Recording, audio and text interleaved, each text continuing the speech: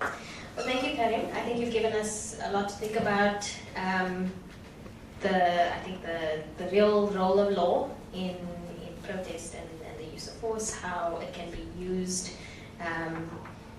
by practitioners and scholars working on issues, and where we might place our emphasis going forward, particularly when we think about regional partnerships. So thank you very much, and I think we're open for questions if there are any. I hope there are some. John Madiri here. So, I mean, it's a really comparative question.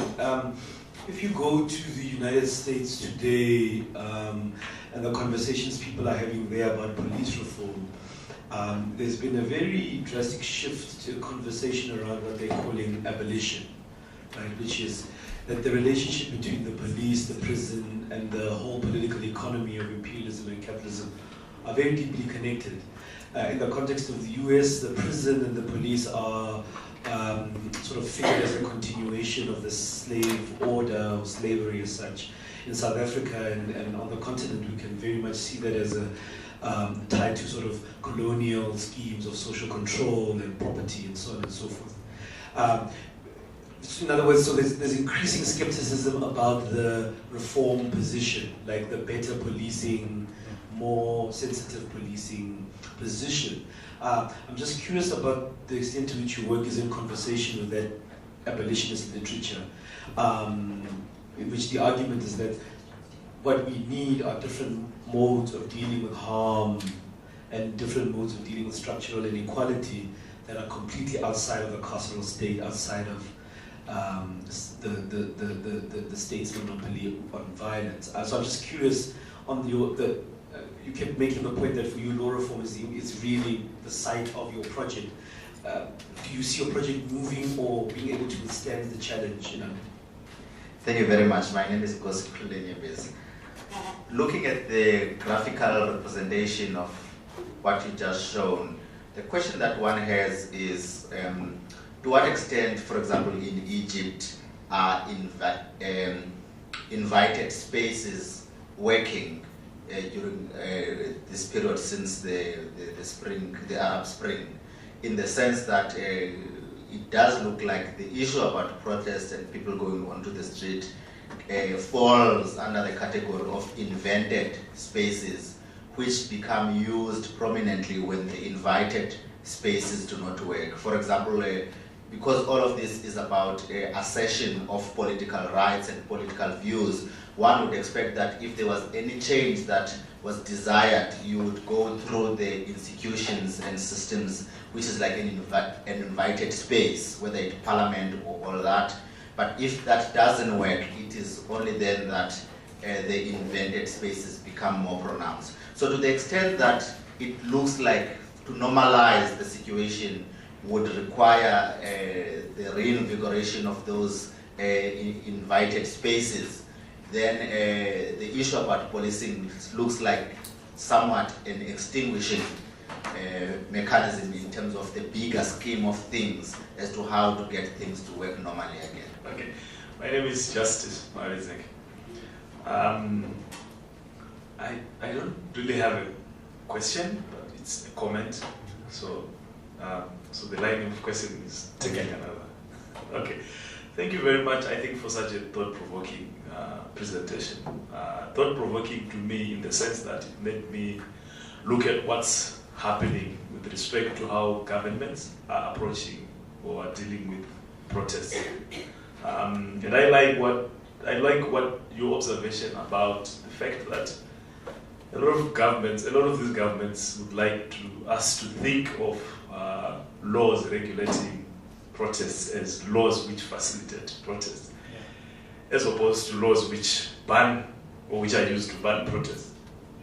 And I think it's part of a bigger strategy or approach which is being used, I think, quite late by governments, which is to be repressive in practice, but be liberal, democratic in appearance. And now when I was thinking about how governments are dealing with protests lately, I have Zimbabwe on my mind, I have DRC on my mind, and I see that the state repression is now, or at least in those two case studies, has been more focused indirectly on undermining the right to protest by either disrupting public access to the tools that are used to organize the protest. I mean, in this instance, it's really been disrupting access to internet connectivity. And unfortunately, access to internet is not expressly recognized as a right in many states. It's an implied right. So when it's an implied right, it's a question of how you interpret the other rights, and then it becomes debatable as to whether you have a right to internet or not. But I think the practice has been to leave the legislation intact, to leave the legislation allowing protests, but then you disrupt the tools that can be used to effectively organize a protest. The other one and last, which I found to be very quite evil in a sense, is the use of what others call agent provocateurs, where basically citizens would organize a peaceful protest, because a lot of this, I mean, the Constitution recognizes the right to a peaceful protest. So they would organize a peaceful protest, and the protest would start peacefully. And then a few individuals are planted to conduct massive violence. I think in the case studies that are highlighted, we saw police stations being burnt down. You know, that shows a massive scale of violence. Then what then follows after that is a massive crackdown by the state on citizens. And that is usually used to then send a chilling message on would-be protesters. So in a sense, what would have been accomplished is undermining the right to protest, not necessarily by making the legislation repressive. You leave the legislation intact. In fact, in Zimbabwe, I think they are reforming the law which governs protests in order to facilitate public protests. So if you're going to do an analysis of that legislation, I think that bill, you'll see that it's probably better than South Africa. But who would want to engage in a public protest after, you know, the type of events that I've, you know, talked about, where, you know, there has been a massive crackdown because this protest has been violent. So I really like what you said about, you know, leaving the legislation intact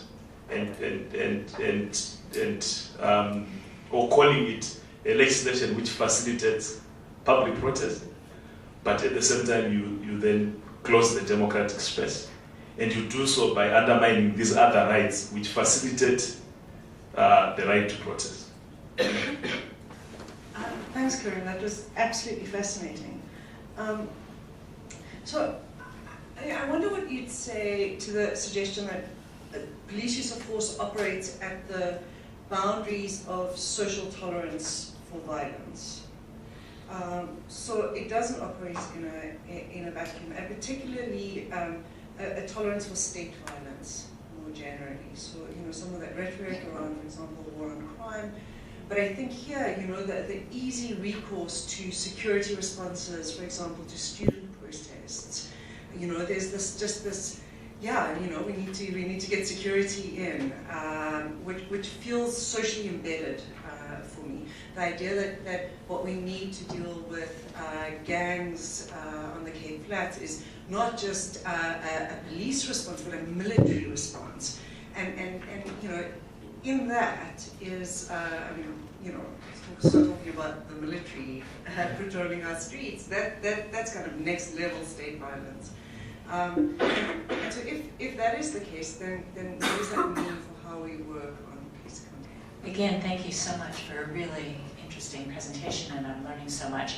I want to pick up the comparative question with the United States and just offer some thoughts and dilemmas.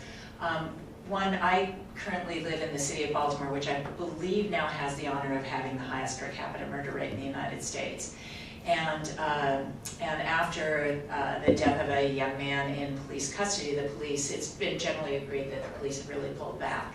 And so there's a group called Mothers of Murdered Sons and Daughters, there we go, moms, who advocate not for police abolition, but entirely, you cannot let our children be killed with impunity. And so it's not like I think there's an easy resolution, but I want to, I guess, advocate for this project of policing reform, however difficult that might be, and to think about some of the tensions around race and inequity, about how communities are policed.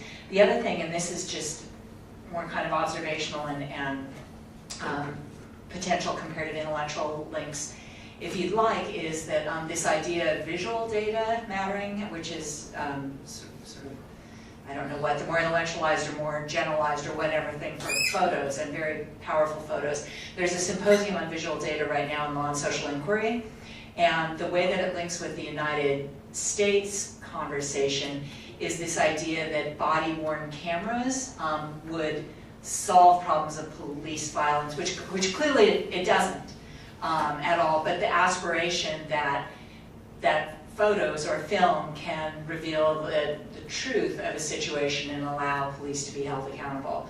So I have no particular direction, I suppose, to go with either one of those, but your extremely thought-provoking presentation provoked a couple of those thoughts. So thanks. I think a round of answers. Okay.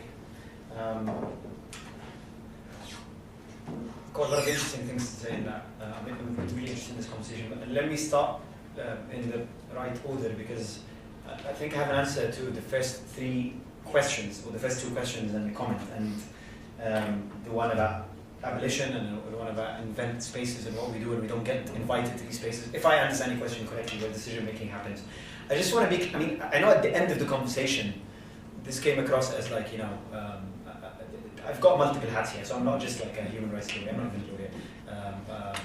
I coordinate the work of lawyers in a human rights and legal aid organization.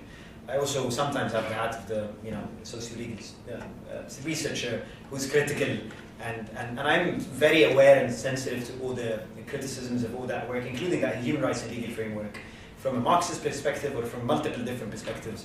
And they're all very sound, I think. It doesn't necessarily mean that I stop doing what I'm doing, but I think they're all very sound. But I just want to give an example of how, I'm not religiously dedicated to this agenda of police reform and legislative reform and law as a tool of social change, right? In fact, when I talked about 2011, 2013, and was talking about revolution as being an extra-legal phenomenon, I was taking part in it, and I wasn't taking part in it using legal tools. And I really would, I wouldn't talk much because I'm always afraid of prosecution. They prosecute a lot of people for taking part in things that if they hear them talk somewhere about like throwing a stone. So I'm not going to say anything. But there was a point, obviously, when we thought the battle we're fighting with the police was very different, and we thought, as much as the police thought that they were existentially threatened, we thought that this was a chance to like completely overhaul things. I don't know how. We didn't have a particular horizon that we could see, but we thought we were gonna like completely overhaul institutions. Or the other opportunity for me, because like I said, law is only one tool, but like political dynamics and all of that. Another opportunity for me would be to take power, even if you operate within the same framework. But I do believe in the importance of taking power if you want to achieve political and social change, which we failed at doing. And so we're relegated to that zone of criminal defense, right? As in, we're relegated to the zone of, then we become NGOs, and a lot of criticism of how NGOs fit into that puzzle, but I still think that the work they do, every once in a while manages to like win a court case against police officers, every once in a while manage to save some lives. The space is closing for that because they're aware of the fact that they are some kind of threat. And they don't even tolerate the discursive battles, right? But we are left with only these tools because of the power dynamic right now. But I'm open to changing when the political climate changes, when the political opportunity presents itself, like the one you had in January 2011, when and in answer to, you mentioned the issue, the agents provocateurs, they're used all over the world by the police, but police stations are being burned in January 2011, that were not, these are not agents. I mean, look up the videos, look up the photos. This was, this was a very, very rare revolutionary moment, kind of like the Bolshevik Revolution, or like the French Revolution, whatever, as in, state completely breaks down, and we just didn't take power, but like, it was at the point, police responded to initial gatherings of people by firing, and then people completely overpowered them because there were so many people on the street, and it was happening in a lot of different cities. And there was a particular, and the ones that were burnt were in particular neighborhoods and localities where, the relationship between the police and they were all lower income neighborhoods with the relationship was particularly violent. And people know police officers by names, and they have a history of like just controlling the geographical space using violent means. And these are the places where like they were overrun and that people just basically took their revenge against them. But that was a very advanced stage of the mobilization that was happening. That was after like 849 people, that's the conservative estimate by the government commission, because this was all over the place. It wasn't just in Tahrir Square. So the people disappeared that no one knows what happened to them. This was but a lot of police officers just disappeared, and they were like taking off their clothes in the street and stuff like that. So it was a messy extra legal situation, regardless of who won and who didn't, but it was a messy extra legal situation. So what I'm saying, going back to the first question, is that, I'm happy to change my approach depending on what, and how much the power dynamic permits and the political climate allows, and what tools are available to me. Abolition, if you're talking about the abolition of the prison system in particular, because that is, that's a school of thought within criminal justice that I find a bit controversial. I didn't delve into it that much, to be honest. I think you need to have much more fundamental changes in the political economic system that's been governing the world for the last 3-4 centuries before you can talk about completely overhauling the criminal justice system in that way. So I think that's a much more ambitious project. That's what I was talking about, like, you're stuck with police as long as you can, it's mental capitalism. But, this is the space obviously to discuss that, but I don't know if we can operationalize it. And then, so again, if I got your question right about invited space and being invited to certain spaces and no one such, these are the only tools we're left to. Okay. And one of the problems we had with like being invited to these spaces, and one of the critiques of the Egyptian revolution, or the social movements that were behind it, was that they were very quick to think about things in constitutional and legal terms. It wasn't a couple of weeks before they started talking about constitutional reform, legislative reform, and maybe you were kind of just drunk on, not power because you didn't have power, but the fact that you had access to rooms that you didn't have access to before, to parliament, to decision-making circles. Didn't deliver anything in the end. But it's a question of like, I don't want to get into the details of how we ended up with the military and who are the political forces that have most resources, and that's a different subject. But let's just leave it at that. It was a product of its time and its dynamics. It doesn't have to be this way. And what we are in right now is the product of what we ended up with because of that, and because of decisions made by individuals. I very much believe in the significance of individuals in political and social movements, not just in power. The decisions they make in certain turning points. So I hope I managed to address the first 3 questions and comments. And you were talking. Yes. That's not always the case, but I very much believe that, and this is. I'll give you an example from Egypt. This is definitely how it happened. That the police use force. They operated the boundaries of social tolerance to violence. Now, if you look at the example that I mentioned, the period between June 30, 2013 to August 14, 2013, that's a period of a month and a half where, for the first time, we had protests and counter-protests, big mobilization on both sides, pro-Islamist and anti-Islamist, and a lot of communal violence, a lot of sectarian violence that the state tolerated. They could have cracked down on. They tolerated. And I think they were very clever in doing that. They were measuring every day, because they would come and like release a statement and they would escalate the use of lethal force and things that would not be acceptable by the public a year before they were suddenly realizing are becoming acceptable. Part of the evolving dynamic on the ground. And so they would increase a little bit more and increase a little bit more. And part of the reason they allowed this, so about 150 people were killed in this kind of communal and sectarian violence, unprecedented in Egypt. The whole period of mobilization before that was like mostly people against the state. It's quite shocking to a lot of Egyptians who were not used to this kind of, and that makes you more tolerant of the state when it presents itself as like, right, I'm going to end this chaos and I'm going to use maximum force. society's changed. Society's tolerance of violence and tolerance of state violence change, and that's what a lot of people don't think of, including in Egypt. They don't think of that. They think that these are intrinsic qualities, how peaceful we are, how violent we are, but it's not always. It's subject to a lot of things, including things like that. And so, and I remember, and there was a period when, like, after a series of escalating incidents, they called for a protest, and that was like officially military spokesperson asking people to protest in support of the counter-terrorism measures they were going to use. And a lot of people came out in support of that. Huge protest, right? And so they're using these tools to measure, and so when the crackdown happened, that threshold had already, been lowered significantly. So yes, I agree.